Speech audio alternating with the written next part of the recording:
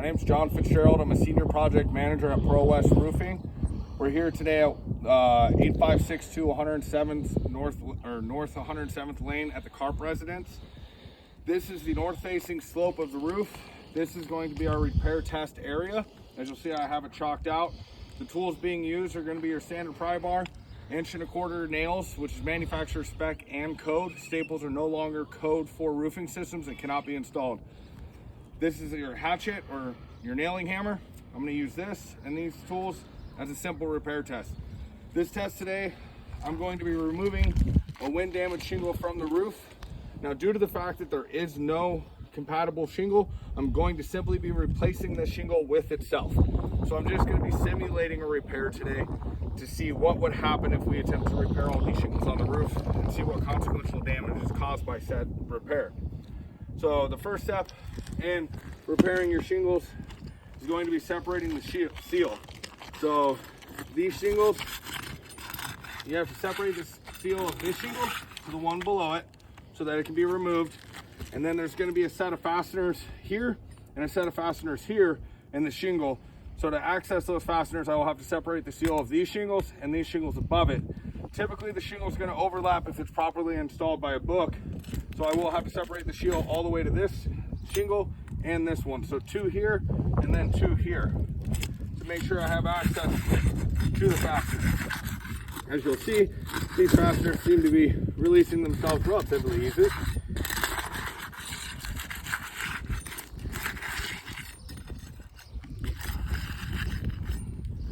Now, this roof is currently fastened with staples. Let me bring that down here, you'll see. It's currently fastened with staples. Now, the biggest issue with removing shingles and repairing shingles that are held with staples is typically to release the fastener, you're going to cause blow through on the shingle. We're going to attempt to not do so, but there's a reason we're not allowed to install roofs with staples anymore. Now, you can try to go from the top of the shingle with the pointy end of your pry bar and get the staple out.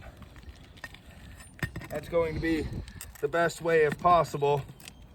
But the issue with that, this shingle, it's fine as we're pulling this one out, but you'll see I just took a chunk out of this shingle here, trying to remove that staple.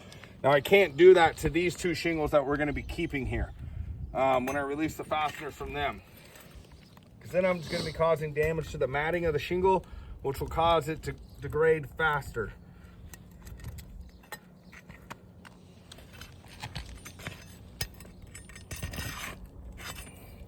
And then some of them, like this one, are going to be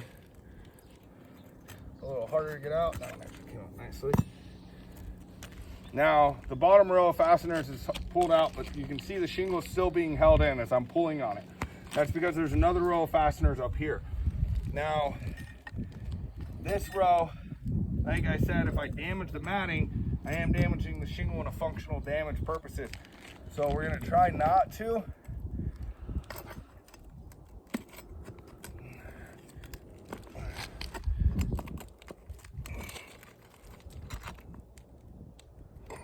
But sometimes when you try and pull it like that, you'll get where only half the staple disengages from the roofing system, and it leaves us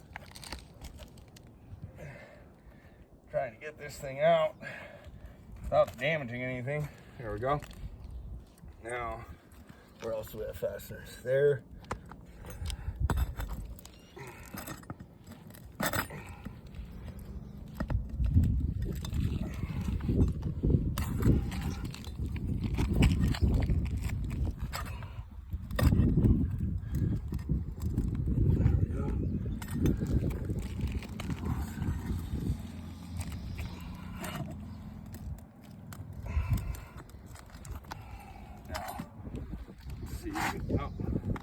Now we have removed the shingle.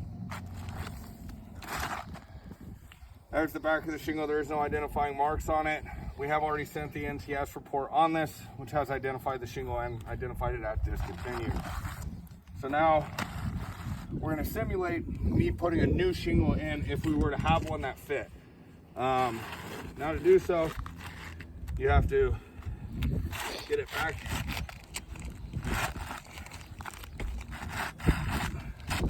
up in to the roofing system, and you're already going to see we have some degranulation in these shingles just from pulling the fasteners out. I haven't even gotten to actually applying new fasteners. So we've already caused damage to the shingles above it. But to complete this repair test and to get this home so it doesn't have a shingle that's not fastened, I'm going to put all these fasteners back in. Now I am going to comply with current manufacturer specs and building codes, which is going to require 5 nails in the nailer board of the shingle here and here.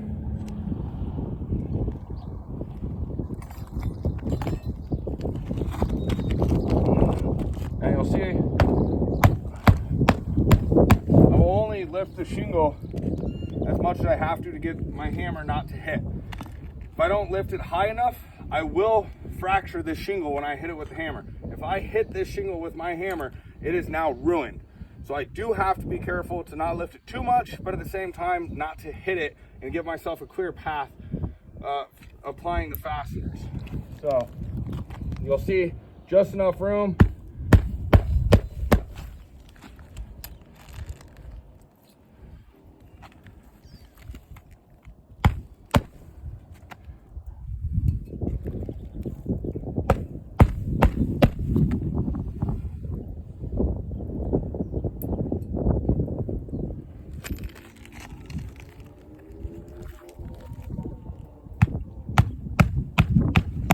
Three.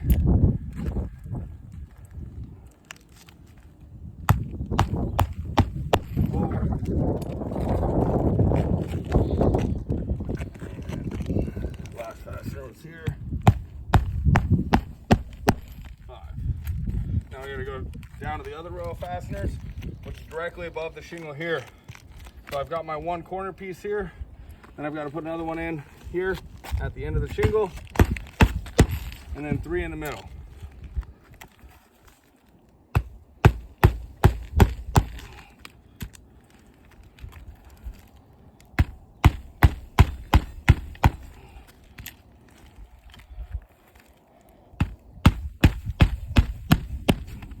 All right.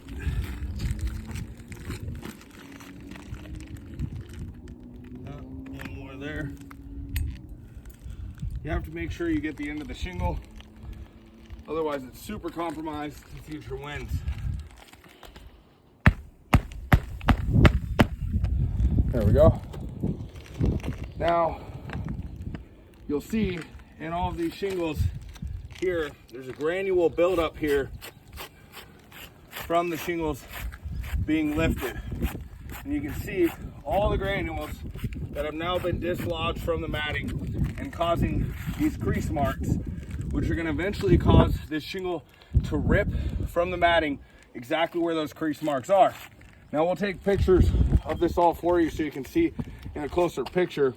But essentially, to repair this one shingle, I have now damaged, let me chalk them up for you.